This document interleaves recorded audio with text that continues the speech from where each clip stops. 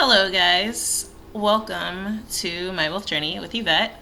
Um, this channel where we just talk about things that I've personally gone through in my wealth journey and lessons I've learned and ways that hopefully you can also take away from some of the lessons I've learned while building your own wealth. So it's Thoughtful Thursday, and the topic is on connections and community with others, with other people, and how beneficial that is and how much that streamlines and aids your process building wealth. Nobody gets wealthy in a vacuum. You're going to interact with humans, whether you're selling your product to other humans or you're using business services for your product, or you have a job and you work with other people. Like, you're going to be interacting with people in some form. And how beautiful it is when you are intentional about this process and finding the people, you could like work with the people that you have to work with. Like, say for example, I do have a regular job at a gym. Fortunately, pretty much everybody for the most part is great there, and so I love my coworkers and fellow contractors. But there's been times where I've worked at places where I was working with people that were less than desirable for me to work with, and it made the experience dramatically different versus working with people that are helpful, that are supportive, that are good people, good vibes. So now that I'm working on real estate and becoming a real estate investor, I'm brand spanking new. So I know the bare minimum basics for the field to get started doing some real estate transactions, but I have not done any yet. So there's a lot of trial and error in the real estate field, unfortunately. This is my particular example. This can be extrapolated to many different fields if you're new or going into a career switch or anything. There's going to be a lot of gray areas and things that you don't know until you find out. Kind of like riding a bike. Like, so your parent will tell you, oh, you sit on the seat and you get your balance and you start pedaling, but until you actually feel it in your body and you're like, oh, and you're actually making all those adjustments hopefully maybe you start with some training wheels and get used to that and then get them off and you feel the difference. It's totally different than them telling you what to expect and what it is. And then of course, then you can incorporate it into your internal memory for yourself, your muscle memory for that particular skill. So that's exactly where I am at with real estate. And there's so many people that I've talked to already, but I just had like one of the best interactions with someone that genuinely like helps new people, and he gave me so much great advice and about all the things that he went through when he was brand new and he first started. And that's gonna save, how many, it took him like 4 months to figure out how to find his first deals. And you know how much time that's gonna save me, that he's willing to share that with me? It's going to save me 4 months of trying to figure it out by trial and error, or however long it would have taken me, because I'm a different person, so it might would have taken me even longer because just whatever different factors. So yeah, that is huge, like intentionally. And the reason that we get to talk, he actually reached out to me, or I reached out to him way back when I first joined this particular real estate investor community. And he gave me a Calendly link, but the link wasn't working, so we kind of fell off for a while. I was like, "Oh, hey, well, let me know when you're free. I don't, the link isn't working." So I think maybe he saw that I posted again in the group or something, or maybe it just randomly crossed his mind. He was like, "Oh, yeah, the link is up and working again." And then he was like, "Actually, I'm free now if you can." And I was like, "Yeah, I'm free now." So for me, I'm glad that I had that sense of urgency. I realized I really need to talk to experienced people. I really need to learn from people that are actually doing these things that I want to do. Being intentional about talking to the people that are willing to help you and just kind of guide you and tell you some of the shortcuts so that you don't have to go through these things yourself. You have to treat that as the gift it is. Like, recognizing, oh, this person is taking time out of their day to help kind of mentor me for free. Like, if someone gives you their phone number and it's like, oh, I'm free right now, call me. Call them immediately. As long as you're not like working or doing something crazy. I was literally just setting up to do my video for today, and I was like, oh, that can wait until I talk to this person that's willing to help me. I can make the video afterwards. And then look at that ended up being the topic for today. Perfectly enough, is building those connections. And he told me a story about how, like, if you make the wrong connections, or you don't kind of vet people first before you work with them, you can do everything right, but if you are interacting with the wrong person, it doesn't matter. Like, you can have all the paperwork and all the legal stuff in place, and people can still screw you over. That's the kind of world we live in. Unfortunately, people can and will still screw you over if they are the wrong type of person. They're not an ethical, moral person. So understanding that is key.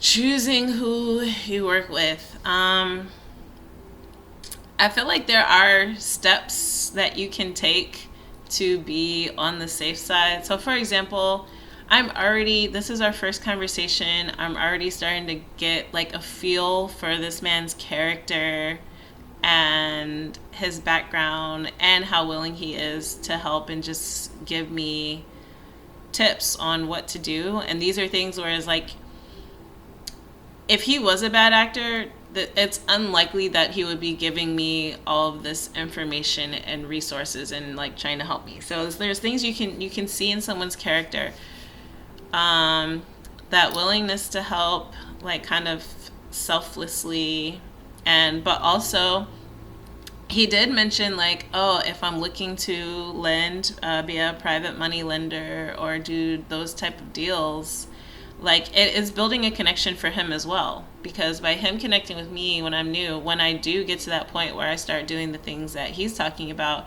well, now he's like building trust with me. So he has another person to be able to fund deals. And then it becomes an even more, like a more mutual, like basically he's priming me to be ready to want to work with him. And like, if I loan money, I'm going to want to loan it to him first, because he's helped me as a baby real estate investor. He's like helping to teach me and helping to train me. So who am I going to go to first when I can start being like a big girl investor? I'm going to go to the person that helped me, obviously. So this, honestly, I mean, you can say it's still like transactional, I guess, in a sense, but I do believe it's actually building like a healthy business relationship. All relationships that you have, whether friendships, romantic, business, etc., they need a solid foundation of like, yes, you both get something out of it, or else you wouldn't be in it. Oops, battery is running low. But yes, you both get something out of it, or else you wouldn't be in it. Oh, I gotta plug my computer in.